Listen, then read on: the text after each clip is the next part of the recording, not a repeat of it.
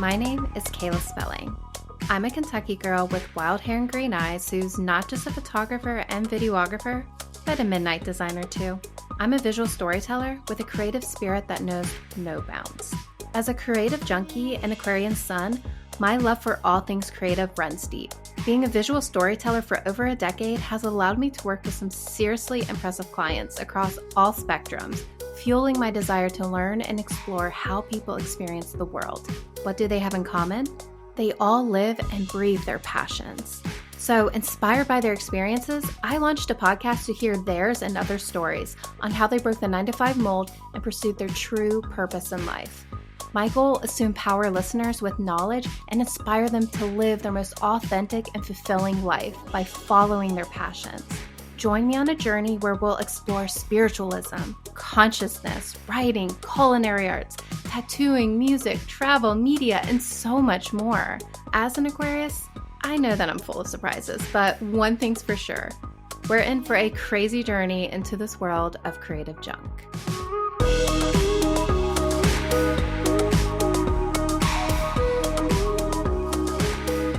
Hello there, fellow creative junkies.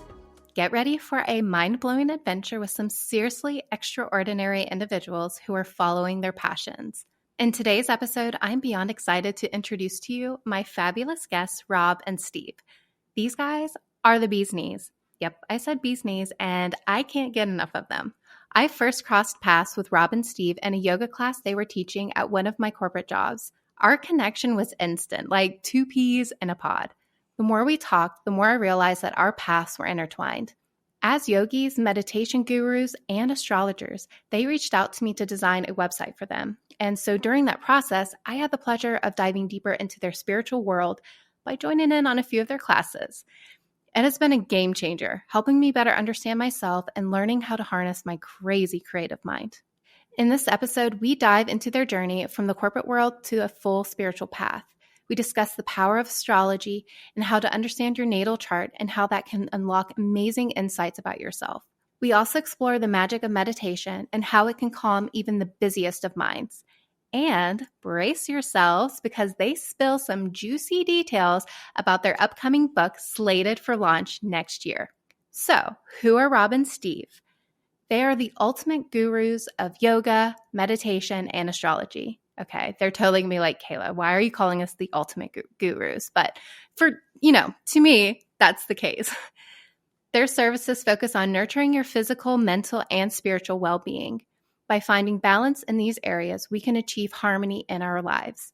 Through yoga, meditation, and relaxation, healing is possible. And as we heal, we unlock unlimited personal growth. It's all about embracing life to the fullest and cultivating deep, meaningful connections. Their classes, private sessions, and retreats provide practical skills for moving your body, yoga, finding peace in your mind, meditation, and bringing relaxation into every aspect of your life, breathing, and just, being one with yourself. Are you ready to dive into this mystical world of Rob and Steve? Let's get this spiritual party started.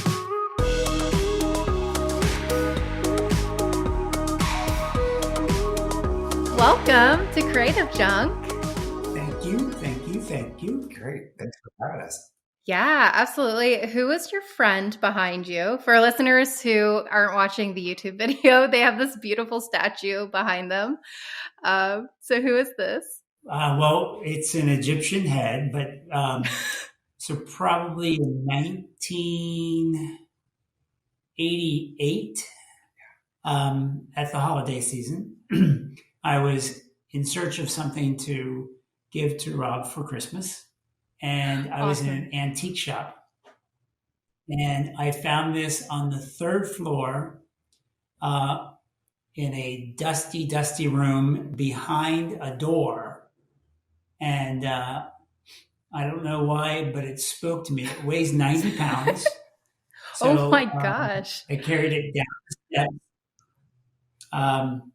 And luckily, we only lived probably about 5 blocks from the antique store. Yeah, thank goodness. I carried it home, and I built a box basically around it, and then wrapped that. And then on Christmas morning, he opened it up and was quite surprised. Yeah, I would big say. time. I loved it. I don't know what it is, but it's a pharaoh head with the big asp coming off of there, and so he's been with us for quite a while now. I don't think we've ever given him a name, though. No. Does he even need one? Like he's Pete. Yes, he looks like a Pete now that I'm seeing it. Yeah. Definitely with that look. Pharaoh Pete, right? Pharaoh Pete. Right? Yes, absolutely. Yes. What dynasty was that? Well, thank you guys so much for joining me on this episode. You have honestly been one of the first people that I wanted to talk to on this podcast, but I was trying to break it up a little bit to, add some different flair with different professions that people are doing right now.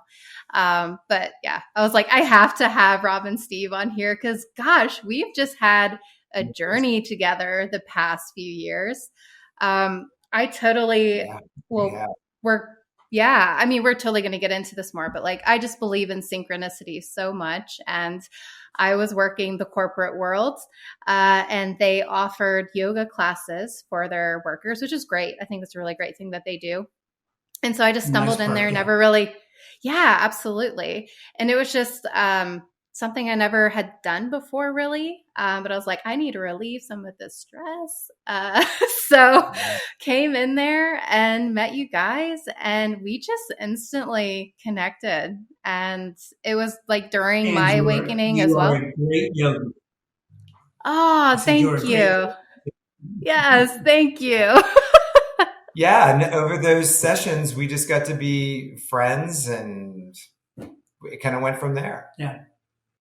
Yeah. And so how this, for listeners, so they know, how this all really started besides doing yoga class was you guys ended up being one of my freelance clients because you guys needed a website for all of your spiritual services that you guys do. And you were just going to be even expanding on that a lot more even at that time. So I was so thrilled just to be able to be part of that journey with you guys. And then from talking to each other, me reading about your services, it was like, oh, they do meditation. Oh, they do astrology. What's that about? And of course, I had to take some courses and, here we are.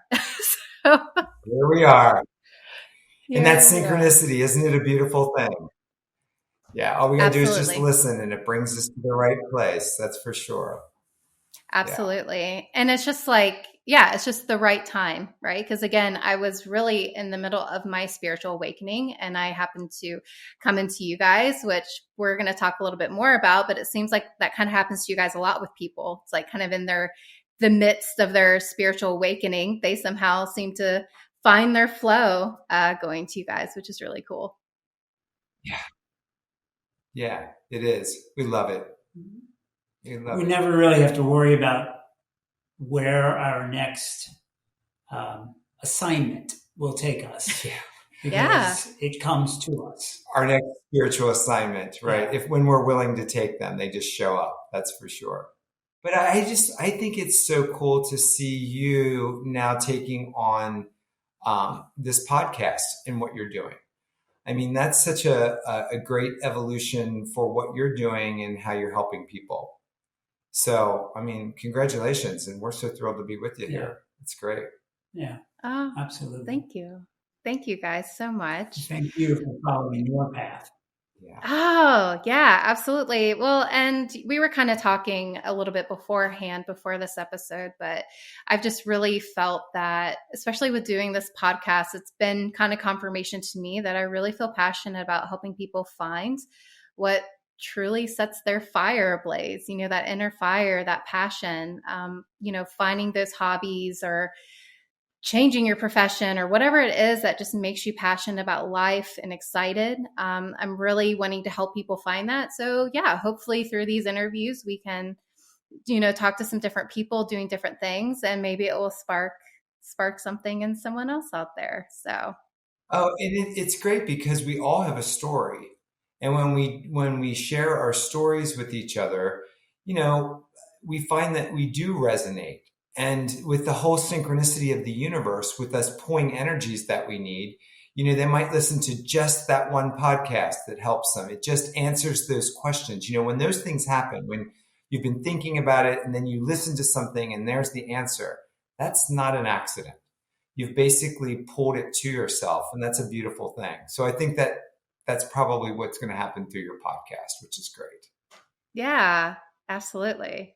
Well, on that note, let's talk about you guys, because you guys have such a fascinating story, especially with how you even got to where you are now. But especially spirituality has just woven itself through your guys' entire life. And so just if you can, introduce your guys' selves and let's talk about your backgrounds and kind of how you got to where you are now. Well, so collectively, we're Rob and Steve. But yes, I'm the Steve part. And I'm the Rob part. And, I must say that I came into this relationship 30 some years ago with really no sense of spirit. I grew up in a household that we celebrated holidays, but it was more about presents and Easter eggs and getting together than any kind of spiritual dogma associated with it. So when I met Rob, he already had deep roots in not only Catholicism, but interestingly, in astrology. And so he read a couple books, and at one point I told him that I thought he was crazy with some of the ideas he was presenting to me. And his comment was, why don't you read the book before you pass judgment? And so I did, and the ball started rolling. Yeah. And so the spiritual path that we're on has just kind of morphed over time, moving completely away from any kind of organized agenda and moving into a free flow, whatever feels good, take a little from here, a little from there, and make it blend so that it fits how it fits in the heart. Yeah. Very true. That's a kind of a good synopsis about it. I was a seeker from early because I grew up very Catholic, and it just didn't answer a lot of my questions. And I was always getting in trouble because I always asked too many questions. And my mom was really cool. She was very liberal in her Catholicism and actually let me explore with my friends. So I went to like Pentecostal things. I went to Episcopal things, Jewish things, and just exploring. And I was so fascinated by really how different the whole thing was. But it really wasn't until really into my 20s when I started exploring, because none of it was really working for me. And I got turned on to an astrologer who I kind of went to in desperation. I was in graduate school. I was looking for some answers to questions. So I was like, okay, whatever. I mean, what can it hurt? I got my chart done, and the guy had never met me before, and blah, all this stuff came out. I felt like he was speaking directly to me. It freaked me out so much that right away I was like, you got a lot of answers for me. How do I figure this out? So that's when I started studying it, because I saw the validity for myself. So that's where the astrological piece comes in. And what a lot of people don't realize is astrology is more than just knowing your signs. It really can be a form of spirituality for you, because you're believing in yourself. You're believing in what the chart tells you as your spiritual guide. Like your chart can, depending on how you do astrology, it can be your spiritual guide. One of the things that he told me was because of my mixture of energies that I should get into yoga. And back in the 80s, yoga looked like a cult here in the West still, but we pursued it. And we found some little niches, going to people's houses and all that. And then, under the cloak of dark. Right, basically. Yes. Yeah, with our yoga mat. And then by the time we got together, we were pursuing the yoga part, which has the meditation part in it. So that all really started us on a roll. I mean, that's where the spirituality came in. And that has been what we've developed in our relationship too, between us and individually. And that has become very important, which has then led us, I think, to be able to follow our passion. Back to, what the podcast is about, following your passion. Having a sense of spirituality, which helped us to believe in ourselves, I think has helped us to take more chances. Is that good for an introduction? Yeah, no, I love that. The thing that really, the theme that keeps circulating with everybody that I'm interviewing right now is authenticity. So basically what you're saying is just being one with yourself, being present with yourself, being authentic to who you are and, who you truly are, and exploring that part of yourself, right? And it's through these people that I've been talking to with their different things that they're passionate about. That's what they're doing, is they're finding that authentic part of themselves that they didn't realize that they had, that was maybe lying dormant, and then now suddenly is alive. And I was talking to someone who was a writer and was just like writing for like a magazine and newspaper and stuff like that, and then she just felt like painting one day and wasn't good at it, and now suddenly she's like one of my favorite artists. I buy her art all the time. In her art, she uses divination in her art, creating for people. She does like color reads. And it's just amazing to see that. And that's what she really circled back to, was being authentic to herself. And again, kind of talking about that, you don't have to be perfect, like, especially when you first start out. Like, she's like, my art wasn't good.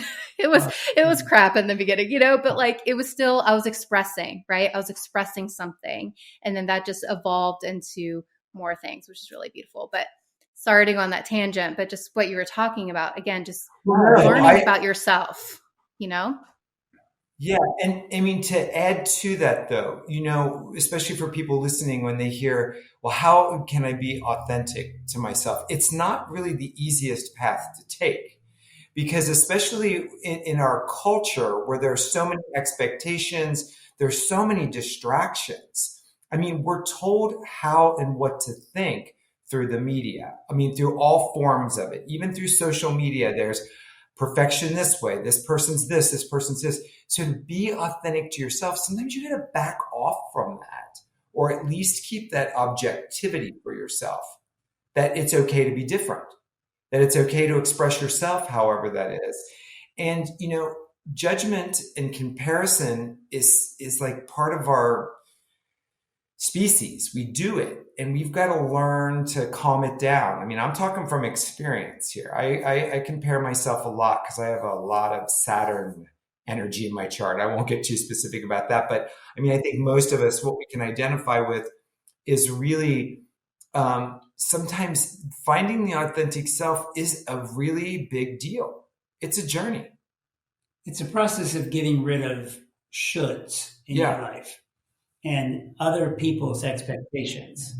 And when I think, especially as we mature, we start to learn that, what other people think or do is important to them, but not important to you, or, you being the authentic self. Yeah. So if you can't change a should to a I want to, then don't do it. Just, kind of bordering that line of like almost that social programming, right? That we all are kind of ingrained in, like starting from birth, basically. I do bring up the whole concept of 9 to 5 a lot, and it's not to degrade anybody who still chooses to working 9 to 5, because I think it's awesome that you're working and you're contributing to our collective and to our society and doing your own amazing things that you do. My thing is, I just want to educate people and saying that isn't your only option in life. There are other things that you can do in your life. And of course, there is necessity, survival. So again, I understand that. Yeah.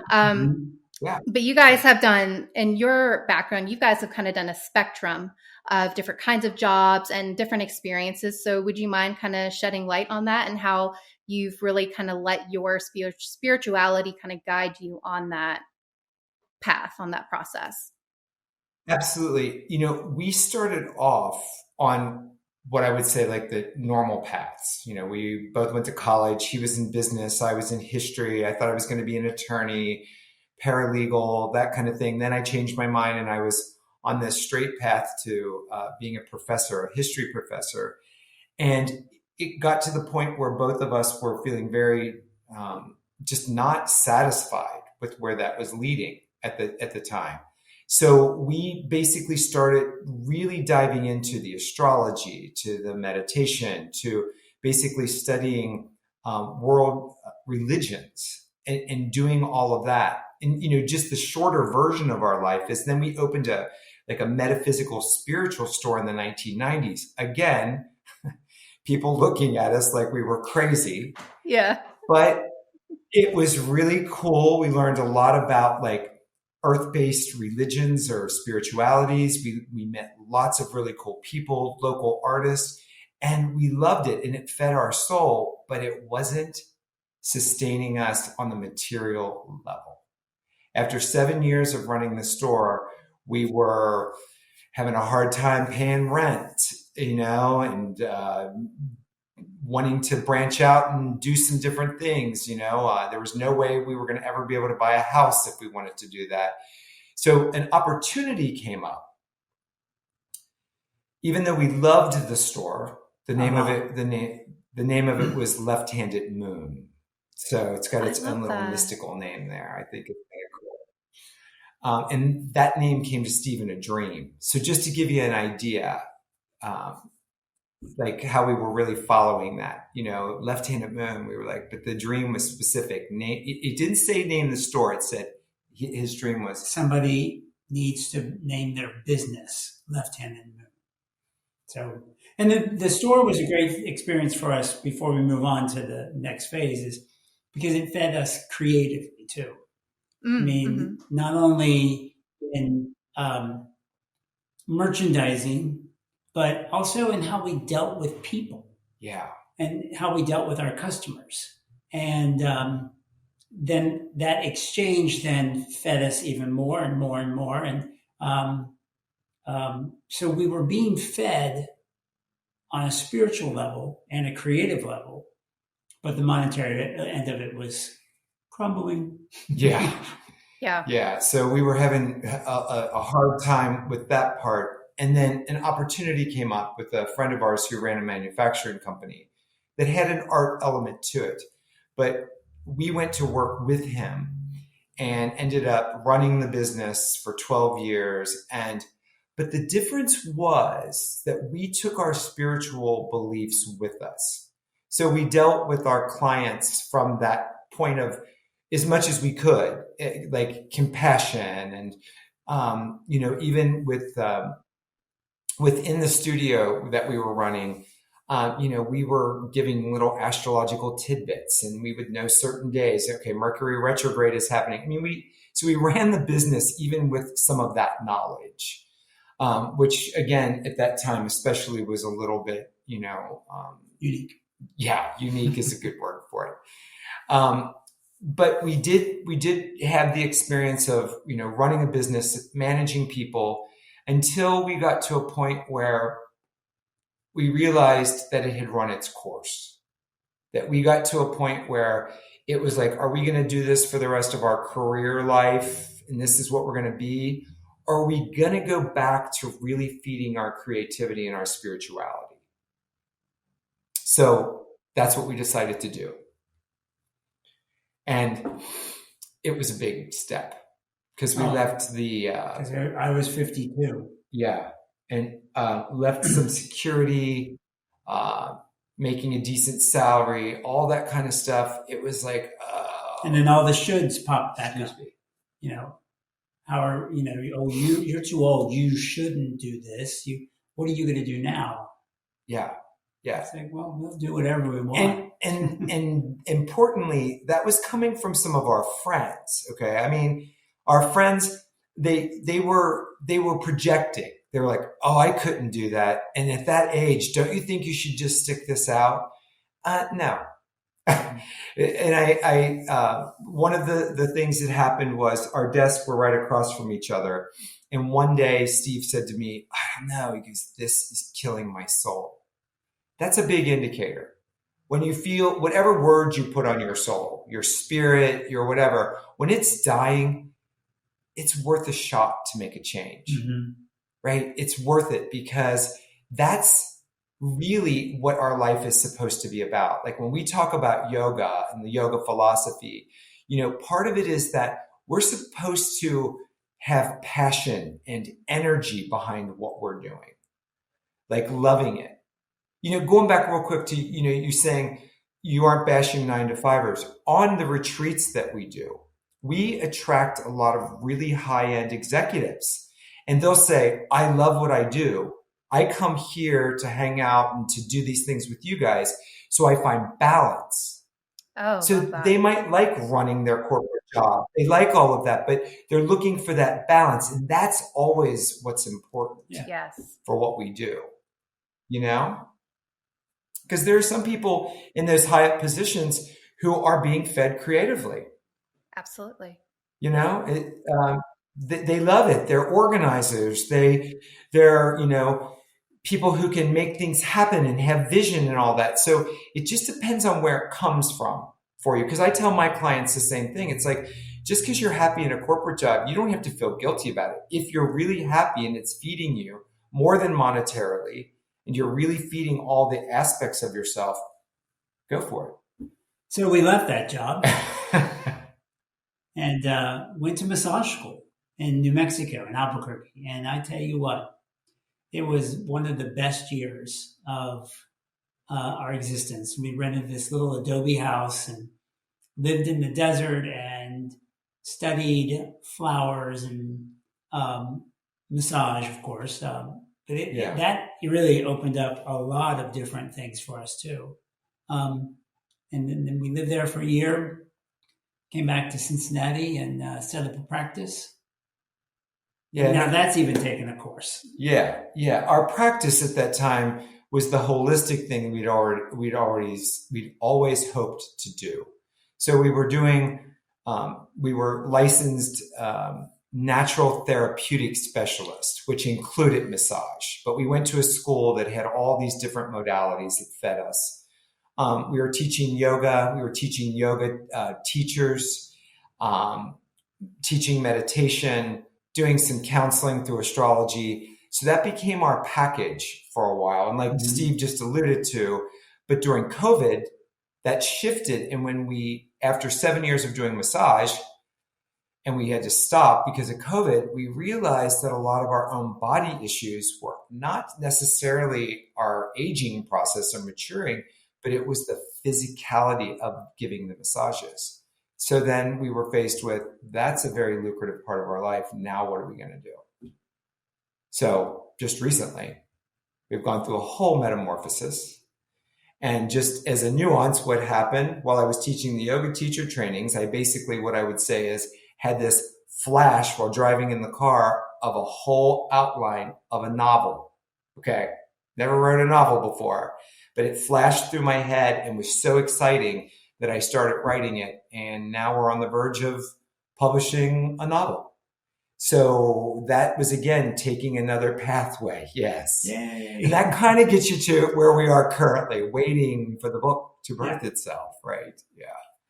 So there's been lots of winding to get where we are in our life, but it's been very interesting. And sometimes it's gotten to the point where, especially boredom is a big thing for us. Like if we're starting to be bored, not just for a little time period, but where you realize you just don't have any energy. You just aren't really into what you're doing. You're not excited about getting up, in the morning, or about what you're doing.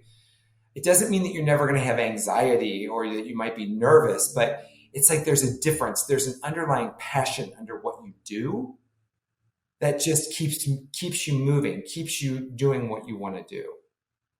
So that's kind of our ebb and flow through our life where we've gone. Yeah, so the spirit hasn't left. Oh, it's just morphed, because along with the energy that we have put into this book that Rob is writing, we still do our healthy living, as we call them, retreats, and we teach meditation and we teach yoga. And Rob is a really good astrologer. Thank you. Yeah, he knows his shit. So that covers the story, right? From the way it's kind of moved on, and our real corporate thing was actually sandwiched in with a bleed through of spirituality, because I like to tell people corporations can be run with the heart. All right. And we're seeing more of that in our day and age too, where things like where we met, where they were adding things for like yoga and meditation. For self-care. Yeah, for self-care even. But, there's a lot of companies that are starting to open up to that. And you can make decisions to work for those kinds of companies, rather than someone who you think is just taking from the universe and not giving anything back. So, yeah, we're in an exciting time period. I know it seems really chaotic and crazy sometimes, but on the other end of it, if we just turn off the regular news and we kind of look around us, we can see that, there are a lot of really compassionate things happening. We need more. We need a ton more, but they're out there. Hey there. I know this conversation is super interesting, but let's take a quick break. Here's a special message from our awesome sponsor. Experience pure magic and rejuvenation with Wicked Obscura, a women-owned apothecary and candle shop in Covington, Kentucky. As one of the owners of this company, I can assure you that we believe in the power of nature and spiritual well-being, which we infuse in every handmade item that we offer. Our candle selection, made of coconut soy and infused with herbs and crystals, give off an unforgettable scent while promoting a peaceful atmosphere. With wood wicks and 100% safe ingredients, our candles provide a touch of magic in every home. Don't miss out on this special offer. Use code CreativelyWicked at checkout to snag 15% off your next purchase and experience the true essence and light of Wicked Obscura. Start shopping now at wickedobscura.com. Use code CreativelyWicked at checkout to snag that 15% off.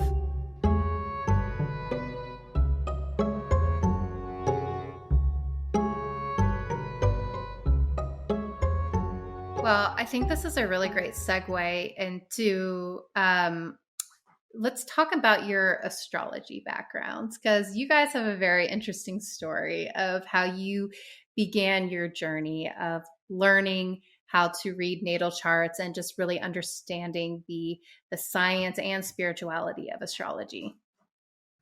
Yeah. So earlier in this conversation, I said something about a book that Rob had read, and I thought he was going crazy. So that book was called Linda Goodman's Star Signs. Now, Linda Goodman, back in the 70s and 80s, was the basically top pop astrologer. And her first one was Sun Signs, and then it was Love Signs, and then this book called Star Signs. So Star Signs dealt with all kinds of things. It dealt with numerology, and the thing that actually Rob presented to me that I thought he was going crazy was it presented an idea about physical immortality. But yeah, that's another part of this. And then so after I read the book, okay, so what are we going to do with this? And Rob said, well, I think I need to meet this woman. And I was like, how are we going to do that? He says, well, I know from her book that she lives in Cripple Creek, Colorado. And I said, okay. So we planned a trip. So we took a vacation out to Cripple Creek, Colorado, which is 9,500 feet up in the mountains near on the western slope of Pikes Peak. And we spent, I don't know, maybe 5 days in this little town. Yeah. Wandering around, talking to people. Linda herself was not to be found.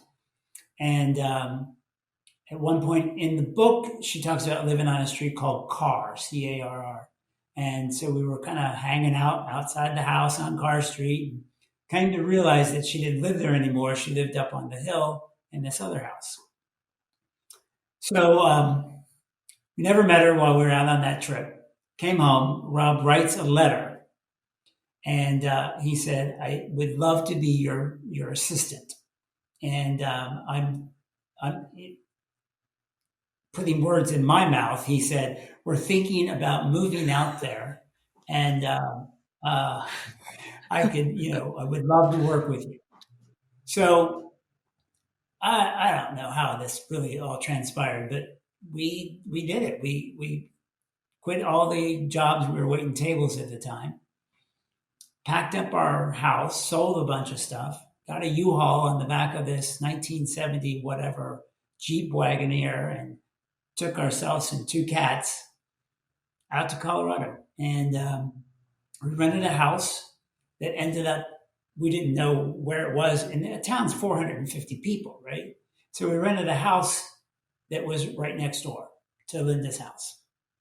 So for the first 2 months, maybe 3 months, we were there. She wouldn't see us. Wouldn't grant us an audience.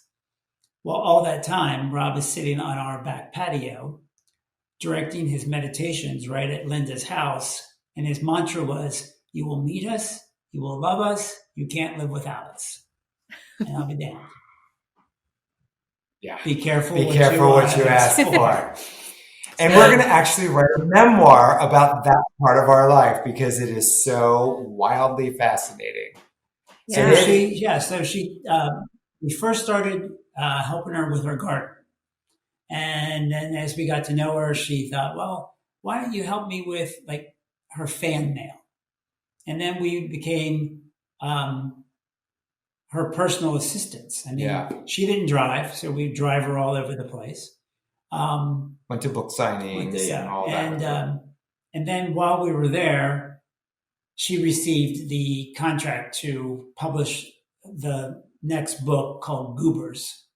And so we became her copy edit on that book and saw it through to the end.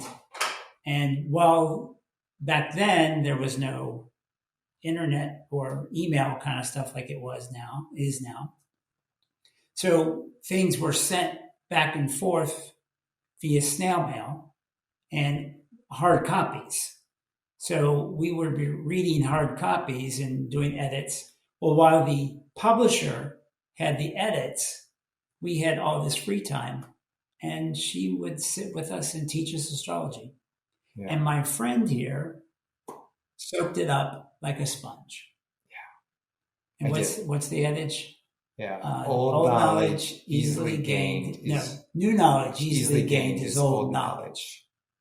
Yeah. So, we could go into that whole thing where she's like, you've been my student before, and past life stuff. I mean, she rocked our world in so many ways because she was so eccentric, but it was such a great experience. And the thing really is I have to tell you, I felt driven to meet her. There was this huge lesson in that. And then it became basically the three of us, this tight group, and then all of the lessons that we learned around that. But that, going kind of back to what we've been talking about, is that experience, even though it didn't end up being what I thought it was going to be necessarily, it was like this wild opening into what we are today. Mm-hmm. The way that we think. And it all took place, for those of you who know what it is, during my Saturn return. So that's the wild stuff that can happen when Saturn is knocking on your door. Yeah, and that was all before we opened the store. Yeah. Yeah.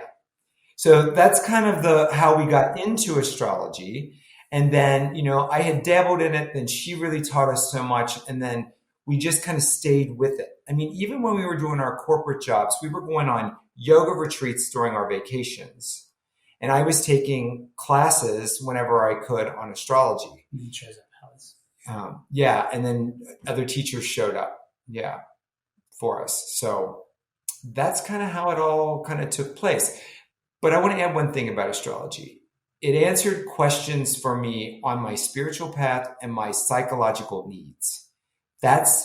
It worked for me. It answered questions. I happened with the right people and that's why I was attached or attracted to it so much, is because it worked.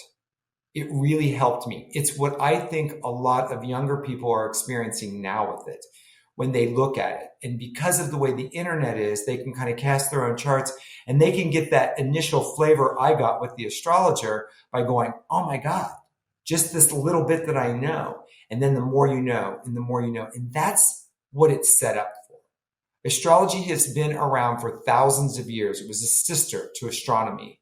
It was meant to be a self-help tool. We used to learn it so we knew more about ourselves and the journey we're on. It's, that's really the way we look at it. It helps us to build but grow our consciousness so that we can see maybe the easiest path for that too, or know our challenges so that we can face them a little bit better. So I'm hoping that answers your question about our foray into astrology.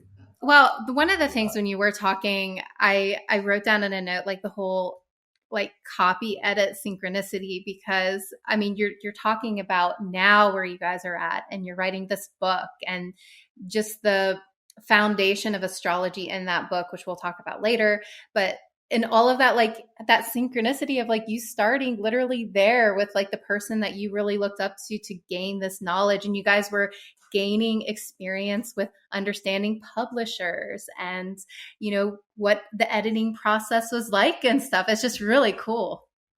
Absolutely. Yeah, it's kind of come around that big circle. You're right. But the whole process is so different now because of technology. Yeah. Oh, yeah. Like I said, we were working off of hard copy galleys and typing on a typewriter, if you can imagine that. It only could store 20 pages of information at a time. Yeah, but that was really high tech. Barbaric. Barbaric. Well, and the reason I'm really focusing on astrology in this episode with you guys, because I feel like it's all going to tie together, right? Astrology, meditation, yoga, it all ties together because, again, it's all about self, right? Learning about yourself, experiencing yourself, listening to yourself, all of these things. But I feel like a lot of it really starts with astrology because it's learning about that blueprint that you're given, that divine blueprint that you were born with. Here you are. Here's your roadmap. Good luck. Kind of a thing, and then you add the other tools to your toolbox. You know what I mean? Right. Yeah. And the biggest problem that we face as humans is, before we incarnate into this situation, we make those choices on what we are going to learn. So we make those choices on what that chart's going to look like. Well, then, as Rob calls it, the big squeeze, you go from mass consciousness into these little bodies, which is a feat in itself. And then we forget because we have to learn to talk and walk and do all these other things. And then we start to remember. Yeah. Or at least you hope to remember. Yeah. Or you work to remember. And that's an important point is that, we choose our charts. That's how we've been taught from our mentors, from Linda on, is that we choose our astrological chart knowing. So she was the first one that I ever heard call it our astrological or our karmic playpen. She's like, there's certain lessons that we need to learn before we can move on to different levels of consciousness or whatever.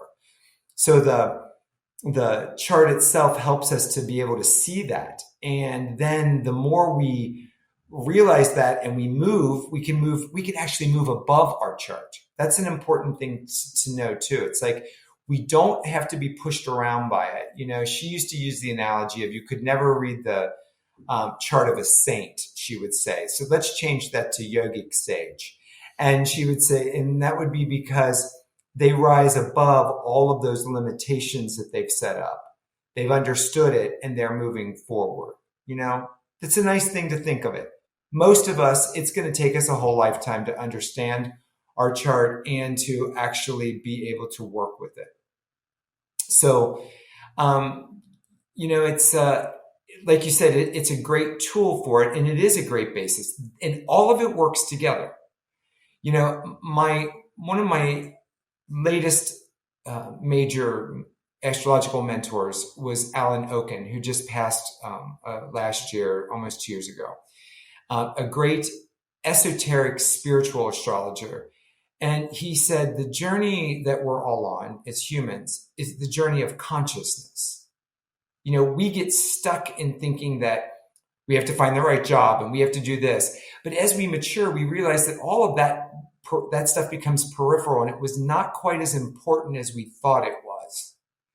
But what was important the way we treat people, the way we find compassion within ourselves, the way that we start to evolve, and moving up in the way that we think and feel and deal with the world. And that's the importance. And that's what the astrological chart shows. That's what getting on your mat and yoga helps you with, to be able to clear your mind so that you can open up to what consciousness is. Until recently, as a species, we didn't have the luxury to think about our consciousness. We had to find food. We had to make sure we were safe, all of that. Fire. Yeah, just staying warm, all of that kind of thing. And then until we can really relax that those things are covered, then we can start to evolve higher on the consciousness level, which is a whole different thing of possibilities. Mental telepathy, energy work, all of that comes around through that as well. So they are closely related, yoga and meditation and astrology. I say that they're sister arts and sciences that help us to work really well with not only our own inner nature, but the celestial guides that are constantly waiting for us to listen with our heart. Yeah. Yes, exactly.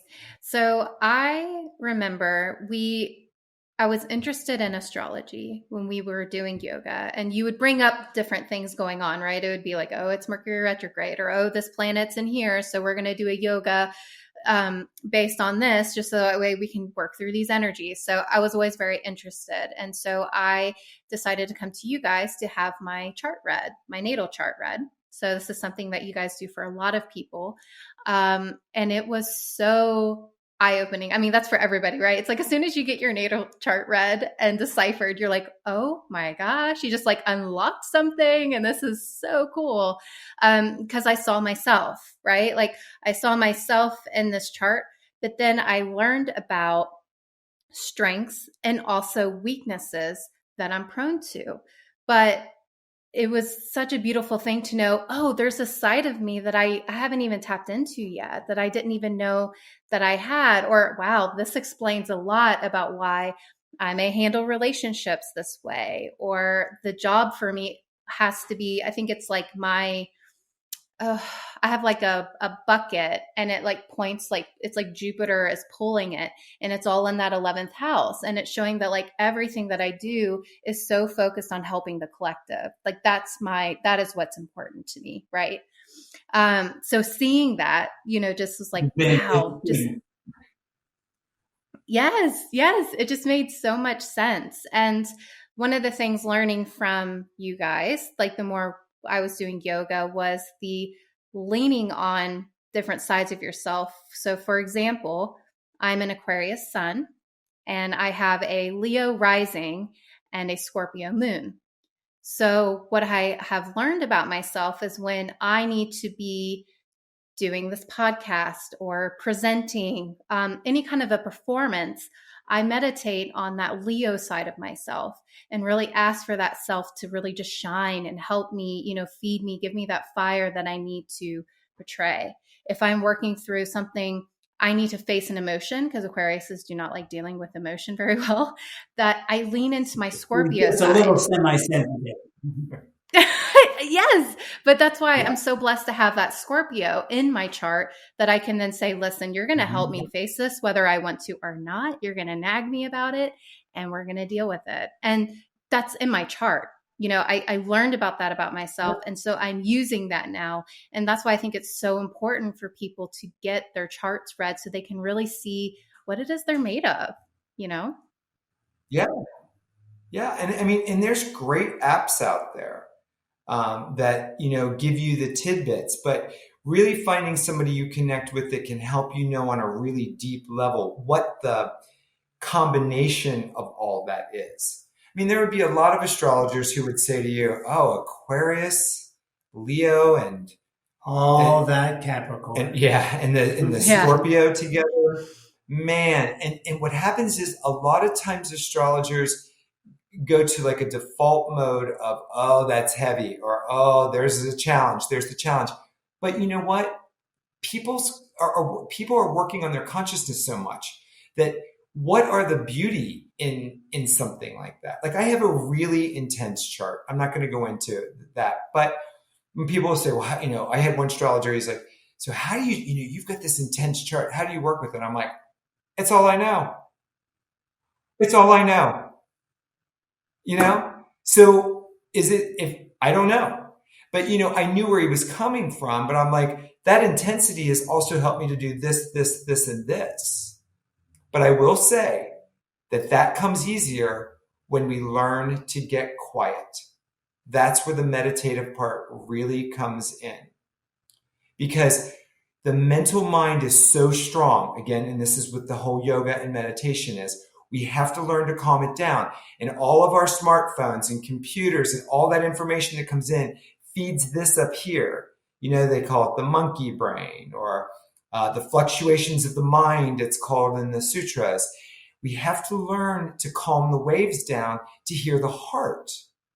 Because that's where, like what you're talking about, finding your passion and where your creativity comes from. That's really the voice we need to be able to hear. And we can't if we have so much going on. If we have so much going on up here, we can't hear this. And this will ruffle some feathers. It always does on our retreats or whatever. But if you can't sit in silence, there's a problem. What is it? That's the first thing you can look at. And you can look at somebody's chart and say, ooh, you're going to have a hard time with meditation or the silence part of it. But once you know that, you're like, okay, why do you need noise all the time? Why do you need this? Why do you need to be taking in constantly?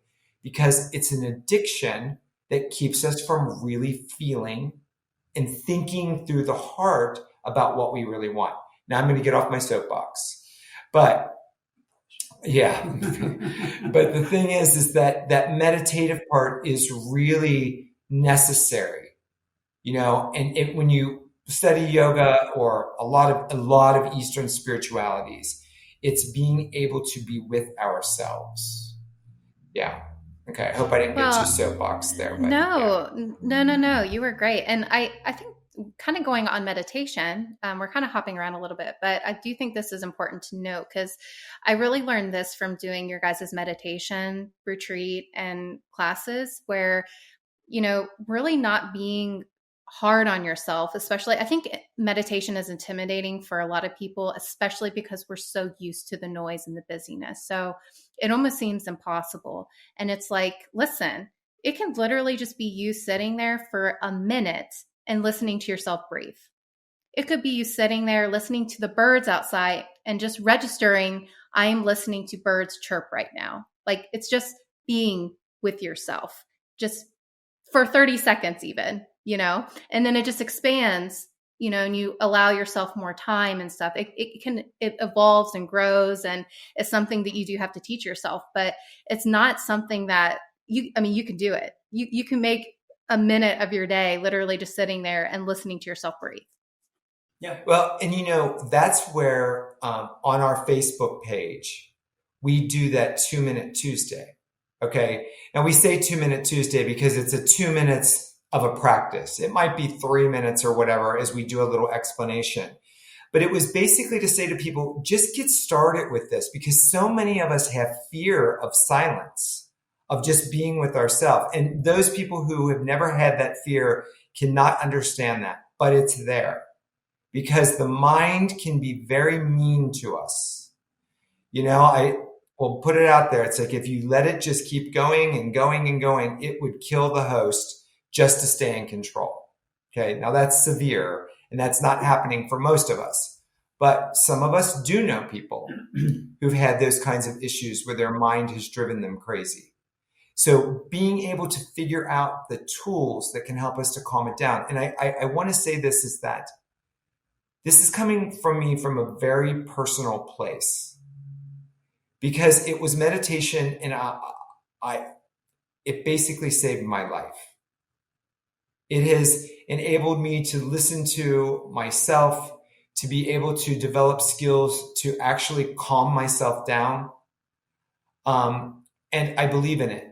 And now, after doing it for so many years and studying with people and then helping other people with it, I see it happening all the time. Mm-hmm. It's a doorway. It's a doorway to self-discovery that you can do in cahoots with lots of things. And even if you're a really strong Christian, you know, what I hear about yoga sometimes, they're like, well, I can't do that and be a Christian. Yes, you can.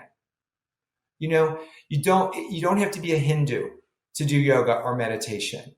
You know, you just have to be willing to listen to yourself and open your heart up to you. And think of yourself as the divine force itself, whatever you want to call it. Christ consciousness, the universe, however you word it, you know, whatever you're comfortable with. So I just, some of my clients are like, here we go on the meditation thing again, but I'm just telling you, it's the big part of it. And just start by asking yourself, if you're sitting here listening to this and you're like, I cannot do that. I cannot do that. I cannot do that. As I said to my friend one time, that means the mind won. If you say you can't do it or you're fearful, the mind won. Figure out how to dip your toe in it. Figure out how to sit with a little bit of quiet. How can you love yourself so deeply that it's an intimacy to sit in silence with yourself rather than being afraid of it?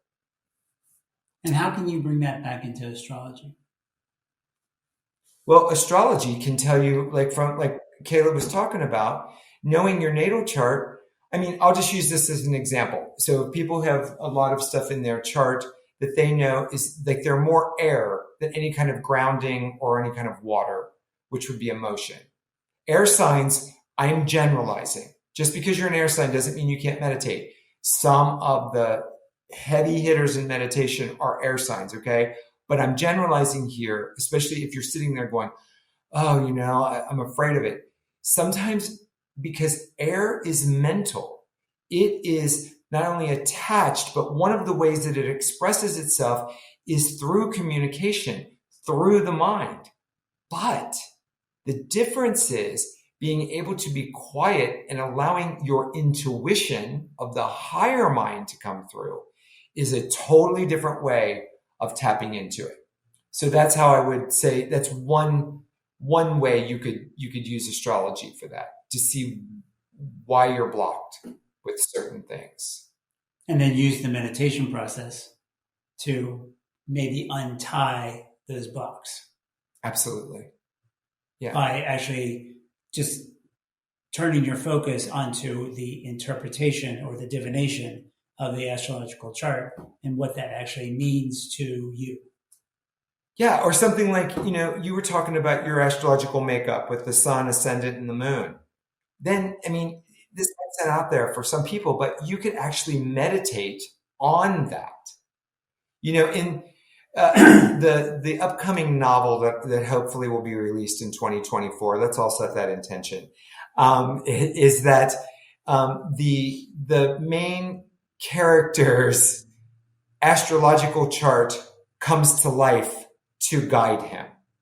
Now, metaphorically, that's what astrology does. When we learn how to read it or we go to an astrologer, those pieces of us, those 10 pieces, come to life for us and they can speak to us. You know? So, yeah. Hopefully I haven't taken us off on a tangent. I have a tendency. No, it's all flowed exactly. It's been great. And so what else are we allowed to talk about with your book? I don't want to push too much because I do want listeners to know that when their book does come out, it will be 2024. We're putting it out there, that we will do a special episode.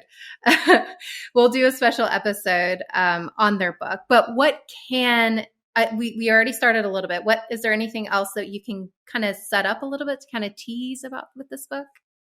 I have to let him say this because I'll be going like that. I always say too much. He does. He always says too much.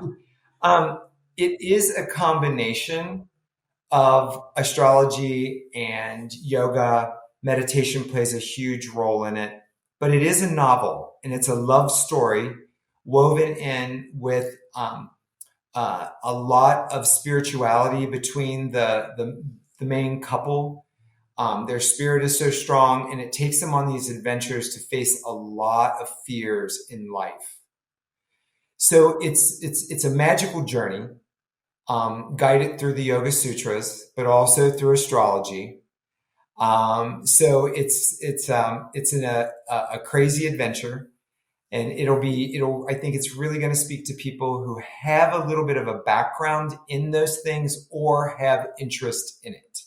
Because I think what it can also do is the story could get people really interested in learning more about it. Yeah, and you don't have to have any experience to enjoy the story. No, not at all. Not at all. But it's a personal discovery book. I mean, it really goes along with what we're talking about. It's like being really true to yourself and figuring out your path. And no matter what, because the main characters get a lot of crap thrown at them and a lot of negativity, and they have to come from their heart to stay true to who they are. So it's that kind of a story. So I hope that's enough of a teaser. Okay, let me give you this tagline that no, no, go ahead. Okay, like I said, it's not for everyone. So I say, kiddingly, is that it's a gay, feminist, yogic, astrological love story. I'm here. I love it. Yeah. And you don't have to be any of those to enjoy it. But that's kind of the Aquarian. I'm there, right? But yeah, it's definitely it's an eclectic mix of different things. And I probably should list the feminism first, actually. So it's a big, strong current of the feminine energy, which comes through love and compassion, which the world needs. I think we can all agree. The world needs more of that right now, more than ever. It seems like we're facing some big stuff. So this story will kind of speak to that in some respects. And I know I'm being kind of secret squirrel, but it's hard to know how much to say right now. So how did you get the inspiration? Well, I kind of told you I was on my way to a yoga teacher training class. And it was a Sunday morning, and I was by myself, and I was driving, and suddenly I went through this intersection, and I was driving on Columbia Parkway, for those of you who may know the area here, and I literally had a flash of the whole story, like almost from beginning to end of what needed to happen. And I have written a lot over the years, through my programs, history, paralegal, all that kind of stuff, our website, inspirational stuff, but I'd never written a novel. And I was like, what is this? But the characters were jumping out. They were talking. They were, the situations were happening, and it just keeps going.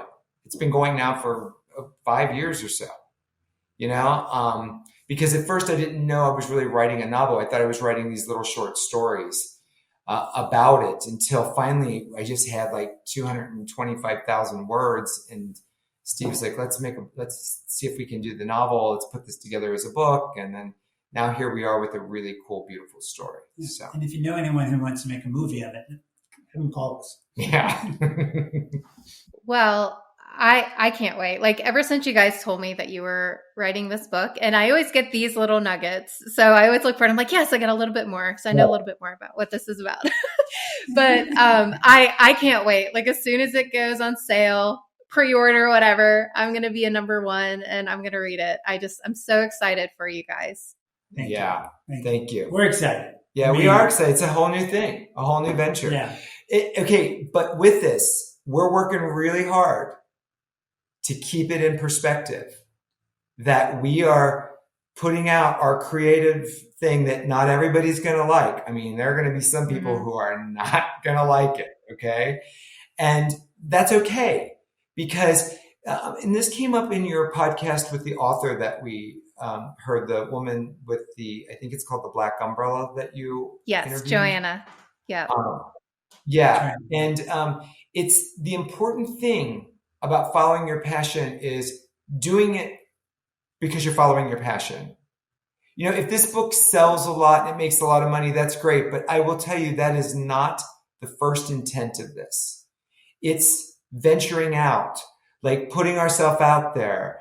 I mean, the creative process that I've been through individually writing it, and then bringing Steve in to help me tweak it and organize and all that, it's been worth its while if it never did get published. But I feel I have a contract with a certain goddess, and she and I have agreed. Yeah, she's over there in the corner. Oh. So much so that I had to have an altar with her. But I have a contract that I will put it out there, and we'll see how it goes. Now, we're already thinking that we want to write a second one. And you know what? Even if I don't want to put any negativity there. And we might write the second one no matter what happens to the first one. So we'll see how it goes. But doing it from a place of being authentic with ourselves and true to ourselves, more than we need to sell this book and we need to, and all of that kind of stuff, So the universe is going to take care of us. We're not worried about that. Yeah. Always has. Exactly. Yeah. Yeah, so that's exactly. the tidbit on the book. Hopefully that's good. Guess what? It's that time again. Time to pause for a moment and listen to a special message from one of our incredible sponsors. Divinely selected places have secrets and mysteries within them that cannot be explained, manifesting as hauntings, spectral entities, and supernatural energies, and are all found around the world in the most obscure corners. Unveil the best-kept secrets of the world with Mysterious Adventures Tours. Immerse yourself in the mystical explorations of curated travel experiences, handpicked by passionate ambassadors and guides.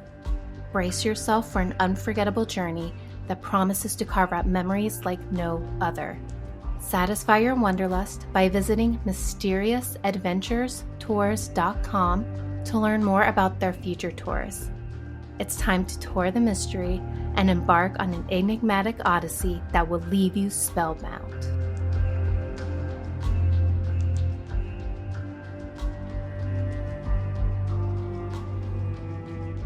I asked this to everyone at the end of the episodes, and which you already did a really great little tidbit here. So if you can't think of anything else, that's okay. But for listeners out there who do need advice or inspiration regarding picking up a hobby, tapping into a passion project, what can you say to them to help them get them started on that path? Don't be afraid. Just you start by thinking you're not doing it for anyone else but yourself.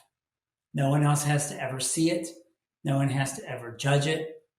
And don't even judge it yourself. Yeah. Just do whatever it is and let it morph into whatever beautiful flower it can be. I have a plant in my backyard. It's the most interesting thing. I don't ever remember planting it. And it is amongst a bed of irises. And the green comes up in the spring, and it lasts all summer long. And then come September, some of the greenery starts to turn brown and fall off. And then I'm left with these 2 or 3 stalks that then get these little balls at the top of them. And those balls turn into these beautiful purple flowers in late October. And it's like, who knew that those beautiful flowers would come to fruition by looking at the plant over the summertime and even into the fall? And I mean, I almost cut it down several times, not knowing exactly what it was because I didn't plan it. So don't put limitations on yourself. Yeah. Just as some big corporation said, just do it. And I would add, I've said a lot of things, but one of the things I think we can do to nourish ourselves is to find like-minded people. Mm-hmm. Find a community of people who aren't necessarily doing exactly what you're doing. I mean, it might be better if they're not. So if you're a writer, maybe hang out with some artists or vocalists, musicians, whatever. But people who are doing things like that, who can support you. I think having a support group like that is really important. So, we have our natural support group because we're a couple, but we also have great friends who support us. And and like talking to you, Kayla, when we hang out, we talk about all the cool things that we're doing. And, have a variety of people that are doing different creative stuff, and really ask them what they're doing, how they're doing it. Again, maybe not even in your genre of whatever you're doing, but listen to how they're doing it, and how are they facing self-doubt, because that is huge. Doubt kills your life. It wrings the life out of life. So it's like, how do we figure out how not to have self-doubt? We need encouragement. We got to build that spiritual muscle for ourselves that just says, it's okay. I'm going to trust myself. I'm going to do this. I think having the right community around us can be very helpful with that, along with lots of the other stuff that I said is, like Steve is just saying, like, just do it, just try it. What's the worst thing that can happen? Because I think the worst regrets are about the things we don't do, not about the failures. I forget exactly who it is. I think it's Martha Graham, but I think she said in a book, in a memoir, she said, if I had my life to do over again, I would allow myself to make more mistakes. And I was like, oh my God, that is so true. We're all afraid of making mistakes. What's the big deal? And what's a mistake? Yeah. Because step one may look like a mistake, but it leads you to step two.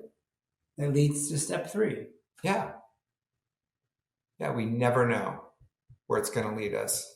The worst things in our life, I'm sure most of us can look back and say, God, that worst day, that worst event led to this. I wouldn't be here. I wouldn't know this person. I wouldn't be who I am. But in the moment, it seems frightening. So like taking that step to go to part-time to do your work, or if you're able to just branch out and go for it totally, because the world and our life is a beautiful mystery. But somewhere along the line, most of us got programmed to try to control it, and it's impossible. Impossible. So breathe and relax and take your foot off the brake, right? Yeah, going on that, I was thinking about, and it was something in the beginning we were talking about, but this really kind of hits home. So for listeners who don't know my chart, I do have a lot of Capricorn in my chart. And so that makes I can tend to be an overworker. And definitely like practicality, right? Like what is practical, and like seeing the game plan, like having that plan and that structure, right? Because Saturn's all about structure. So a year ago, I was faced with 3 different decisions regarding my job life, because I'm living in Belgium now. And so I had 3 options. It was, I go solely freelance full time. I do this risk, I take this leap, and I figure out how to be a freelancer in Belgium. So learning all of that stuff, like learning about my own healthcare and just like all of these things that would be a lot. And let alone I'm solely focusing on myself to bring in this income. So it's a lot of stress, right? So it was either to do that, or I had 2 other options where it was, I can work with a company to help in finding me a 9-to-5 job, like a corporate job, giving me that steady paycheck, which there's that security, all of that. And then another route was to first start focusing on learning the language and taking intensive courses to learn Dutch, and then look for a job, kind of a thing. So I was trying to figure out what was going to be the best decision for me. And it was terrible. For like 2 months, that mind just was going, going, going. And that Capricorn was very much like, okay, but like, this is the safe route. Like, this is a safe route. Like, you're going to get something this way, and so that was really hammering. And then that Aquarius side was very much, oh my gosh, but I don't want to be tied down. Like, I have so many things, so many projects that I want to do and stuff. Like, there's freedom with this path. So it was like everything, all the energy in my chart was fighting with me, and trying to make this really big decision. But it took me being with myself finally. It took me like 2 months to finally realize I just need to like meditate on this. So I spent time with myself, and it took my partner to literally say, if you want the freedom and you want to do freelance, I support you. And if it doesn't pan out in a year, it's okay. Like, it's okay if it's not successful. We'll figure out something else, and we'll help you on another path and help you get a job another way. And it was like, it just took him saying that to realize it's okay to fail. Like, it's okay for me to try something and go after it. And if I fail, it's not the end of the world. I'll just pivot and find a new path and do it. But I needed that support. So it's like I got that support system that was encouraging me, that we talked about. And it was realizing it's okay to accept failure in my life, and that I'm going to figure it out. Like, I'm going to be okay, you know? Well, I mean, look at what you did. I mean, you moved from Kentucky to Belgium. And that Saturn energy inside you was like, what the are you doing? So you Absolutely. already bucked the system there. Right? Yeah. So what's one more mistake? And what I know will happen, no matter how this year turns out, as you review it, you know, like, let's just say you get to the end of the year, you're like, okay, I got to make another change. This isn't quite working out. All the contacts that you've made in this, all the things that you've done in that year, something in there will be pivotal for you. Absolutely. It will be. Somebody you meet, that might be how your destiny changes, your path forward changes because of something you meet, or a new idea that comes your way. Who knows?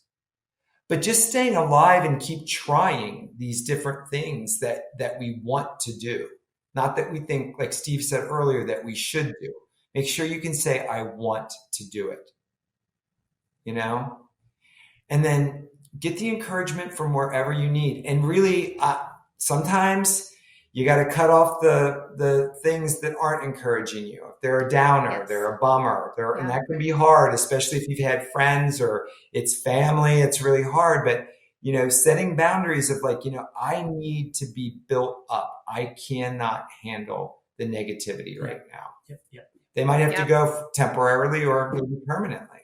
But remember, it's always you're dealing with your consciousness.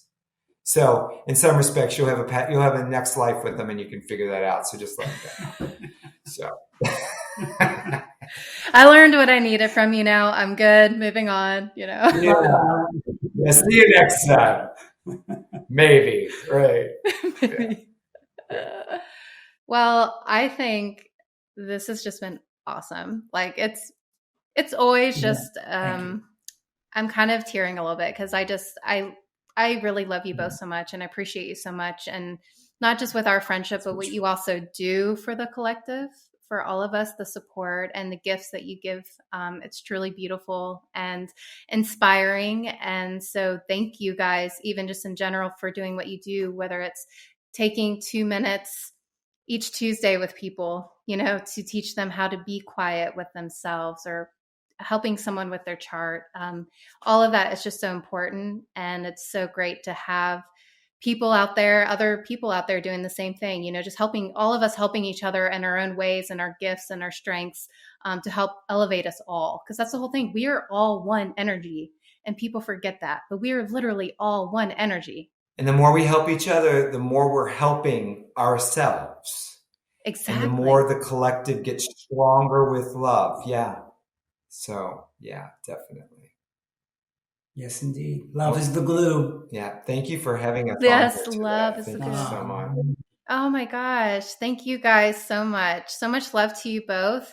And before we do hop off, you guys, just to kind of give a little snippet. So you guys do your 2-minute Tuesdays on your Facebook and Instagram, which the links will be in the description for this episode, so people can find you guys. Which is good. But can you tell just a couple of other things that maybe projects you're coming up, any retreats that are going on that you want people to know about? Well, we have a 9-day retreat in Ireland in May. And right now it is sold out, which is good for us. But there's always the next opportunity. We will be doing maybe a 5 or 6 week meditation series coming up in 2024. They could be either live or Zoom, however you want to join it. We do have a meditation series that is available on our website. Great.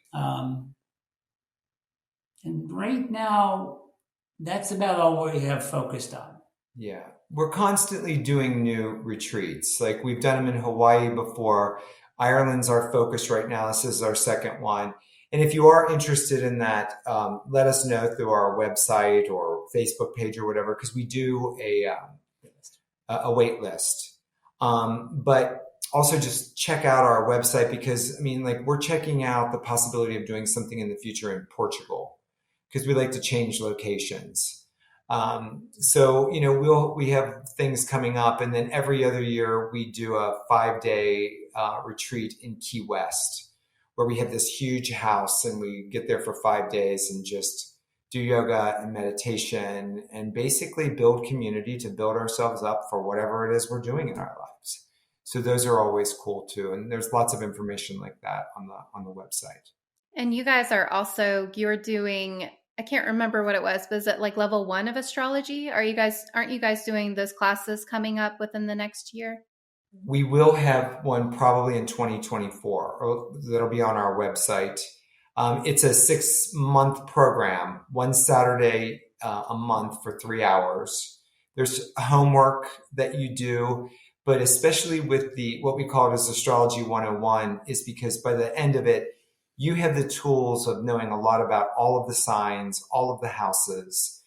We teach you like the real fundamentals, which you'd be surprised in that class how much you come away knowing, and can even give some people some inspiration and some tidbits when you finish that class over the 6 months.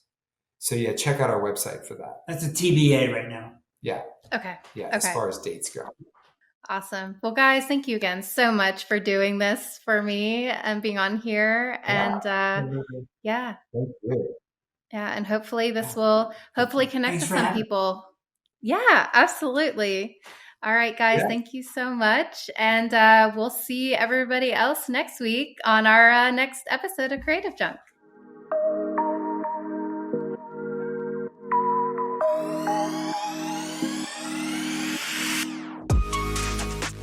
This podcast is brought to you by Mind Junk Creative, a creative agency that creates brands and experiences rooted in visual storytelling.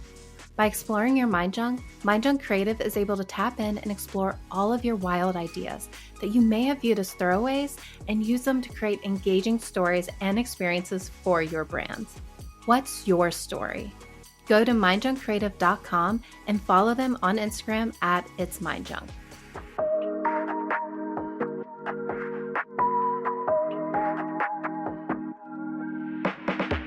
Hey, a huge shout out to Rob and Steve for being the most amazing guests ever. I'm seriously pumped that they joined us and shared their mind-blowing story. Plus, I learned a ton about spiritual growth from this episode. Oh, and can we talk about their upcoming book release? I am counting down the days. Make sure to check out the links in the episode description and show notes on our website, creativejunkpodcast.com, to connect with Rob and Steve on social media and explore their website. And here's a hot tip. Don't miss their weekly meditations on Facebook and Instagram every Tuesday. Trust me, you don't want to skip on that. And keep coming back to our website for all the juicy updates from our incredible guests on Creative Junk. If you haven't subscribed yet, well, what are you waiting for? Find me on Apple Podcasts, Stitcher, Spotify, or any of your go-to platforms. And leave me a review and share it with your friends. Please, I'll be forever grateful. Also, if you have any thoughts on today's episode or must-hear stories, hit me up at hello@creativejunkpodcast.com. You know that I love hearing from you all. And until next time, catch you later, folks.